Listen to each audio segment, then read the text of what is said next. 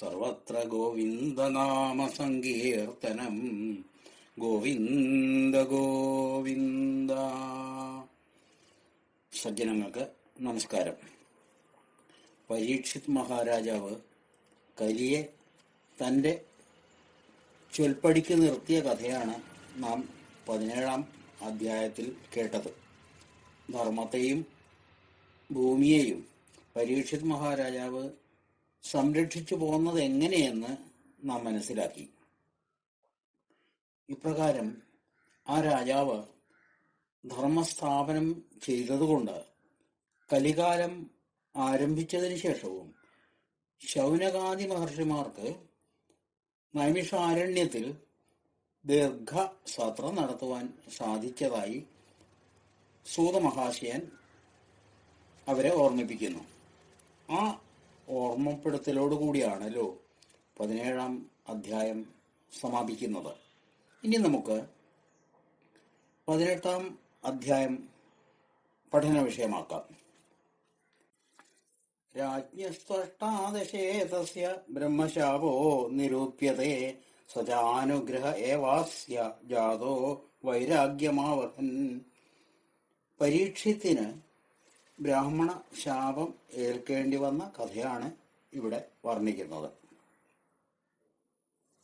സൂതൻ കഥ തുടരുന്നു.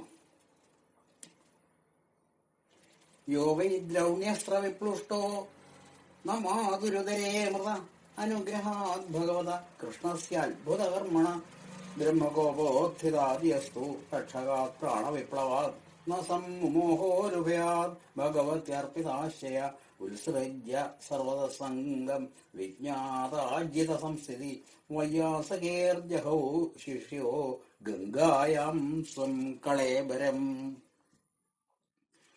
അശ്വത്ഥാമാവിന്റെ അസ്ത്രപ്രയോഗത്താൽ ദഗ്ധനായി എന്നിട്ടും അമ്പരക്കാത്ത പരീക്ഷിത് മഹാരാജാവ് സകല ആഗ്രഹങ്ങളും ഉപേക്ഷിച്ച് വ്യാസപുത്രനായ ശ്രീശുഖബ്രഹ്മർഷിയുടെ ശിഷ്യനായിട്ട് ഭഗവത് കഥകളും ഭഗവത് തത്വവും അറിഞ്ഞ് തന്റെ ശരീരത്തെ ഗംഗാനദിയിൽ ഉപേക്ഷിച്ചു.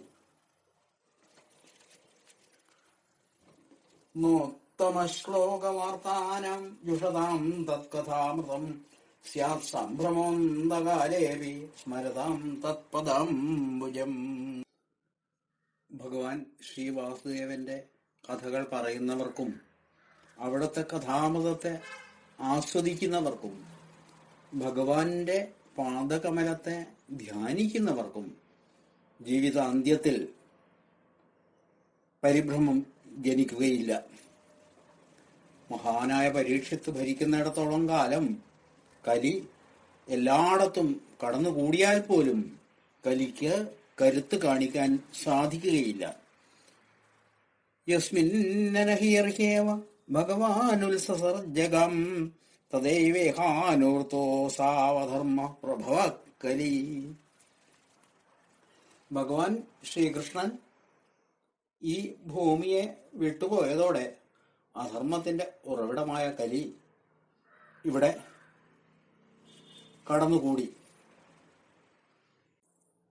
തുടർന്നുള്ള ശ്ലോകത്തിലെ ആശയം നല്ലപോലെ ശ്രദ്ധിച്ചു മനസ്സിലാക്കേണ്ടതാണ്. നാനുദ്വേഷ്ടികരിം സമ്രാട് സാരംഗ ഇവസാരഭോ കുശലാന്യാശു സിദ്ധ്യന്തി നേതരാണി കൃതാനിയത്. യത് കൃതാനി കുശലാനി. ഈ കലികാലത്ത് ചെയ്യുന്ന സൽക്കർമ്മങ്ങൾ ആശു സിദ്ധ്യന്തി വേഗത്തിൽ ഫലപ്രദമായിത്തീരുന്നു. എന്നാൽ ദുഷ്കർമ്മങ്ങൾ അങ്ങനെയാകുന്നുമില്ല. മറിച്ചായിരിക്കാം പലരും ധരിച്ചിരിക്കുക. കലികാലത്ത് സൽക്കർമ്മങ്ങൾ ചെയ്താൽ ഫലം കിട്ടില്ല എന്ന് വിചാരിക്കുന്നുണ്ടെങ്കിൽ അതല്ല. കലികാലത്ത് സൽക്കർമ്മങ്ങൾ ചെയ്താൽ ഫലം ഉടനെ സിദ്ധിക്കും എന്നറിയാവുന്നത് കൊണ്ടാണ് ശ്രീ പരീക്ഷത്ത് അവനെ നിശേഷം നശിപ്പിക്കാതെ വിട്ടുകളഞ്ഞത്. ബുദ്ധി ഉറച്ചവരെ കലി ഭയപ്പെടുന്നു, ബുദ്ധി ഉറക്കാത്തവരിൽ കരുത്ത് കാട്ടുകയും ചെയ്യും. വൃക, കലിയെ ഇവിടെ ചെന്നായ ആയിട്ടാണ് വിശേഷിപ്പിച്ചിരിക്കുന്നത്.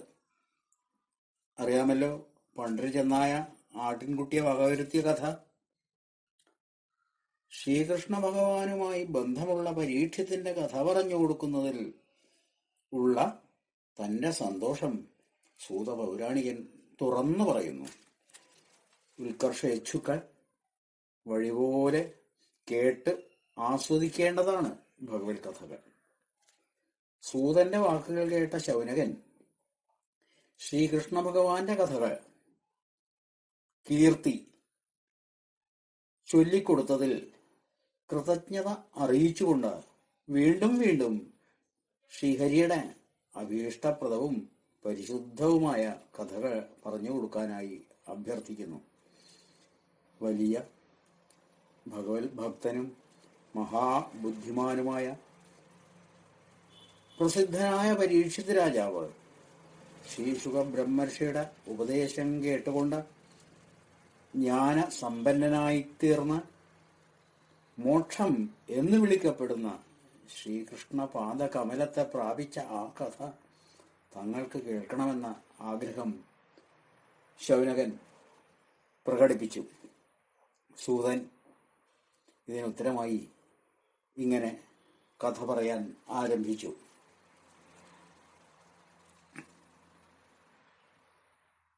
അഹോ വയം ജന്മഭൃതോദ്യഹാസ്മ വൃദ്ധാനൂർത്യാപി വിലോമജാത ദൗഷ്കുല്യമാധിം വിധുനോതി ശീഘ്രം മഹത്തമാനാം അഭിധാനയോഗ. പ്രതിലോമ വർണ്ണത്തിൽ ജനിച്ചവരാണ് ഞങ്ങൾ. അനുലോമം പ്രതിലോമം ഇങ്ങനെ രണ്ട് വാക്കുകൾ. അതില് ഉയർച്ച താഴ്ചകളെ ജാതി വ്യവസ്ഥയെ അടിസ്ഥാനപ്പെടുത്തി പറയുന്നതാണ്.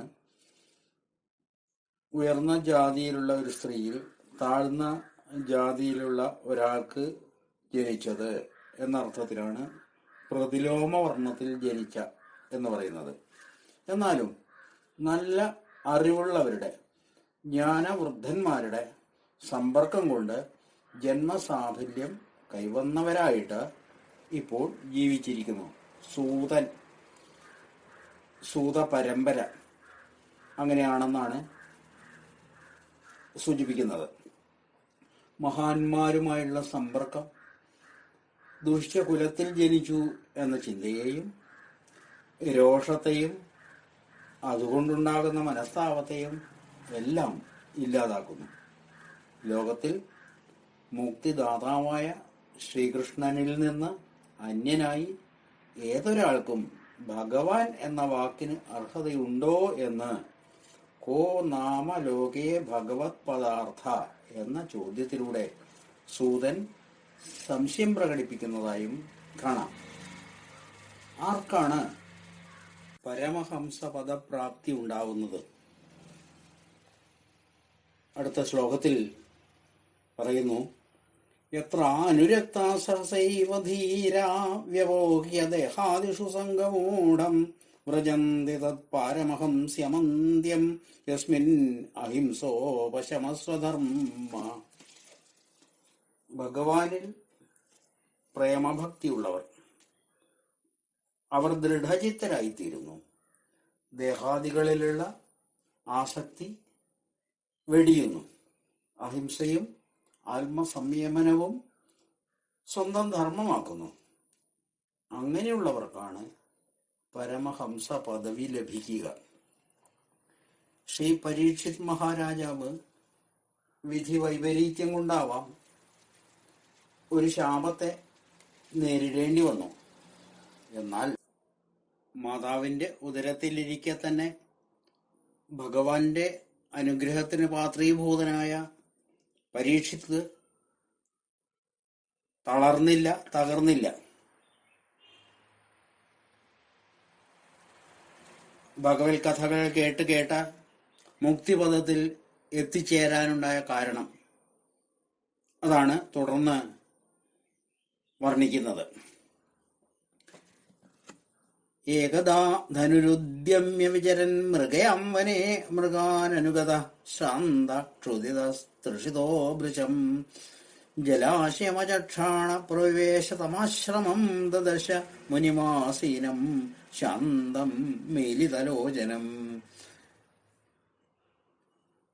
ഒരു ദിവസം പരീക്ഷിത് മഹാരാജാവ് കാട്ടിൽ നായാട്ടിനായിട്ട് പോയി.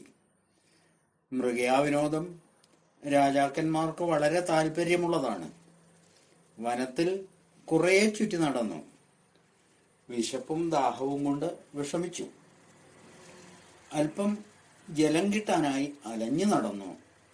ഒടുവിൽ ഒരാശ്രമത്തിൽ എത്തിച്ചേർന്നു. അത് ശമീക മഹർഷിയുടെ ആശ്രമമായിരുന്നു. ആ ആശ്രമത്തിൽ മഹർഷി ധ്യാന നിരതനായിരിക്കുന്നത് കണ്ടു. രാജാവ് മഹർഷിയുടെ അടുത്ത് ചെന്ന് വെള്ളം ആവശ്യപ്പെട്ടു. മഹർഷി അതൊന്നും അറിഞ്ഞതേയില്ല. അതുകൊണ്ട് തന്നെ ഒന്നും മിണ്ടിയതുമില്ല. രാജാവിന് കോപം വന്നു. മുനി തന്നെ അപമാനിച്ചതായി രാജാവ് കരുതി. അവിടെ നിന്ന് പുറത്തേക്ക് കടന്നു. അപ്പോൾ അവിടെ ഒരു പാമ്പ് ചത്ത് കിടക്കുന്നതായി കണ്ടു. ക്രോധാവേശിതനായ രാജാവ് ആ ചത്ത പാമ്പിനെ വില്ലിന്റെ അഗ്രം കൊണ്ട് പൊക്കിയെടുത്ത് തപസ് ചെയ്യുന്ന ശമീക മഹർഷിയുടെ കഴുത്തിലിട്ട് അവിടെ നിന്ന് പോയി. മുനികുമാരനായ ശൃംഗി സമീപത്ത് കാട്ടിൽ മറ്റ് താപസകുമാരന്മാരുമൊത്ത് കളിച്ചുകൊണ്ടിരിക്കുകയായിരുന്നു. ഹസ്തിനപുരത്തിന്റെ ഭരണാധികാരിയായ രാജാവ് പ്രവർത്തിച്ച അവിവേകം മറ്റ് മുനികുമാരന്മാർ പറഞ്ഞറിഞ്ഞ ശൃംഗി അത്യന്തം കുപിതനായി. രാജാവിന്റെ കർത്തവ്യം സാധു സംരക്ഷണമാണ്. അതറിഞ്ഞ് ഭൂമിയെ പരിപാലിക്കേണ്ട ഭരണാധികാരി അധർമ്മം പ്രവർത്തിച്ചാൽ കഠിനമായ ശിക്ഷ അനുഭവിച്ചേ പറ്റൂ. ഈ അവിവേകം കാട്ടിയത് വെറുമൊരു സാധാരണ പൗരനല്ല, സർവാധികാരിയായ ഭരണാധികാരിയാണ്. ഇങ്ങനെ വിചാരിച്ചുറപ്പിച്ച് ഇത്യുക്ത്വാ രോഷതാമ്രാക്ഷോ വയസ്യാനുഷി ബാലകൻ കൗശിക്യാവ ഉപസ്പൃശ്യ വാഗ്വജ്രം വിസസർജഃ ഇതി ലംഘിതമര്യാദം തക്ഷക സപ്തമേഹനി ദംക്ഷ്യതി സ്മ കുലാംഗാരം ചോദിതോ മേ തദ്രുഹം. മുനികുമാരൻ രാജാവിനെ ശപിച്ചു. ചത്ത പാമ്പിനെ അച്ഛന്റെ കഴുത്തിലിട്ട ആ അധമനായ നൃപനെ ഇന്നേക്ക് 7-ാം ദിവസം ഈ പാമ്പിന്റെ കുലത്തിൽപ്പെട്ട തക്ഷകൻ കടിച്ചു കൊല്ലട്ടെ. അതായിരുന്നു ശാപം. മുനികുമാരൻ ക്രോധവും സങ്കടവും അടക്കാൻ സാധിക്കാതെ ദീന രോദനം മുഴക്കി.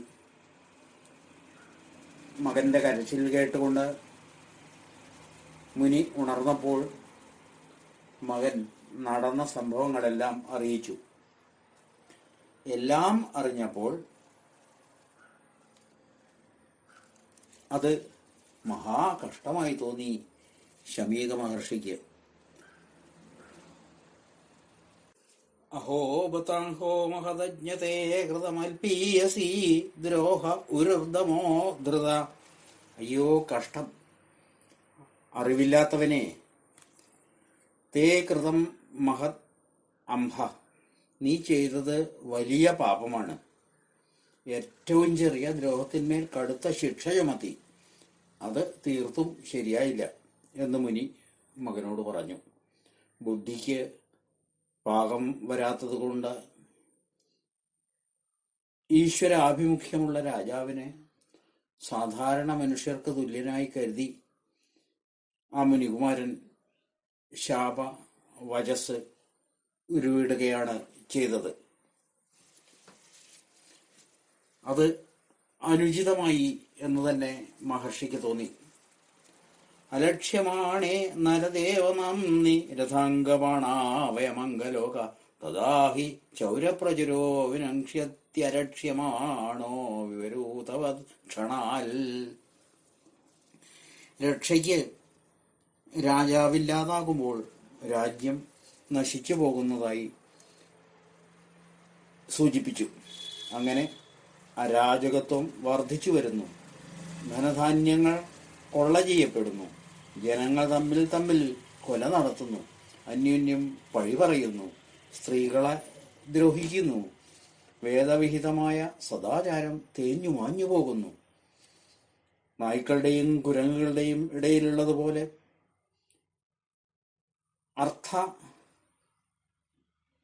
കാമങ്ങളെ ആശ്രയിക്കുന്നു. ആസക്തിക്ക് അടിമയായിത്തീരുകയാണ് മനുഷ്യൻ.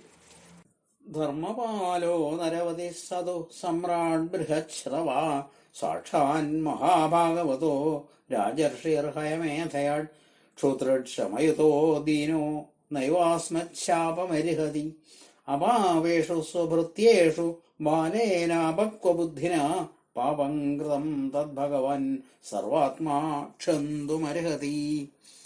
ധർമ്മത്തെ കാത്തുരക്ഷിക്കുന്നവനും ജനനായകനുമായ അതിവിഖ്യാതനായ ചക്രവർത്തി പരീക്ഷിത് മഹാരാജാവ് വലിയ ഭഗവത് ഭക്തനാണ്.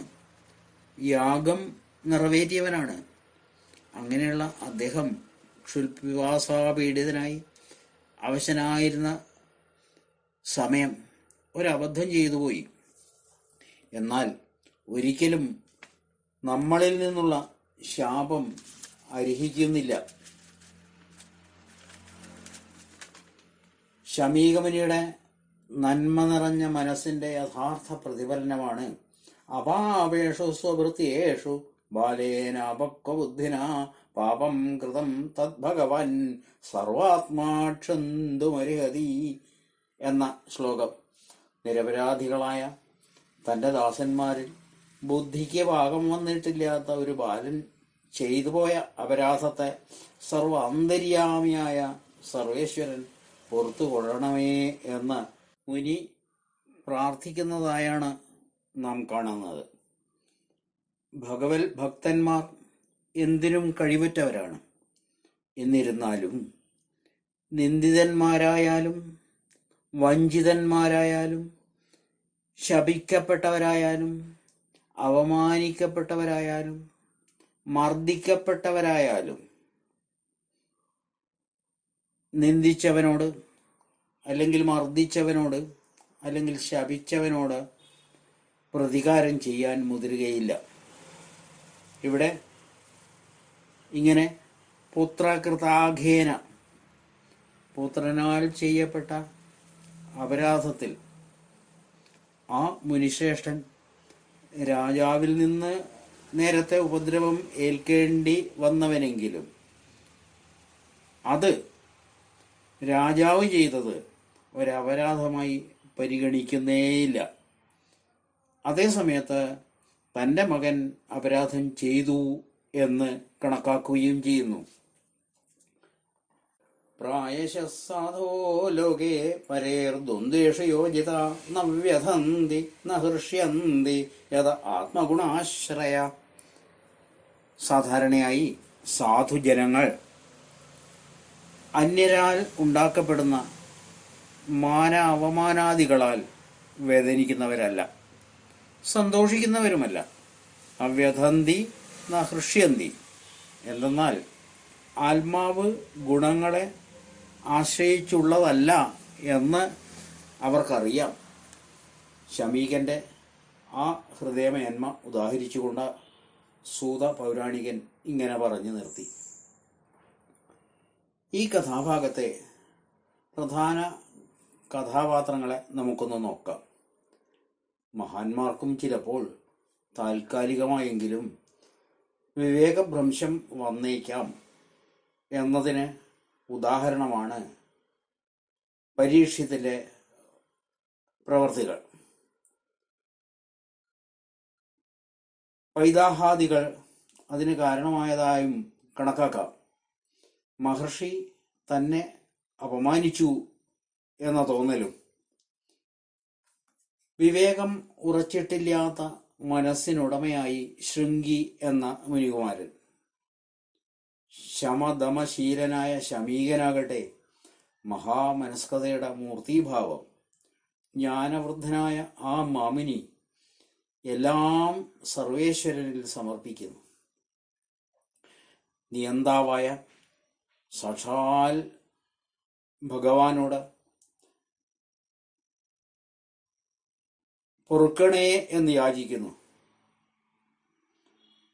അറിഞ്ഞോ അറിയാതെയോ എന്തപരാധം ചെയ്താലും അതൊക്കെ ഭഗവാൻ ക്ഷമിക്കും. ഭഗവാന്റെ ക്ഷമയാണ് നാം ആഗ്രഹിക്കേണ്ടത്. എല്ലാം ഭഗവാനിൽ സമർപ്പിക്കുകയാണ് വേണ്ടത് എന്ന് ഈ കഥയിൽ നിന്ന് നമുക്ക് ഗ്രഹിക്കാൻ കഴിയുന്നു. സാക്ഷാൽ ഗുരുവായൂരപ്പൻ ഏവരെയും അനുഗ്രഹിക്കട്ടെ എന്ന് പ്രാർത്ഥിച്ചുകൊണ്ട് ഈ കഥാസാരം ഭഗവത്പാദങ്ങളിൽ സജ്ജനങ്ങൾക്ക് വേണ്ടി സമർപ്പിക്കുന്നു. ശ്രീ ഗുരുവായൂരപ്പ ശരണം. സർവത്ര ഗോവിന്ദനാമ സങ്കീർത്തനം.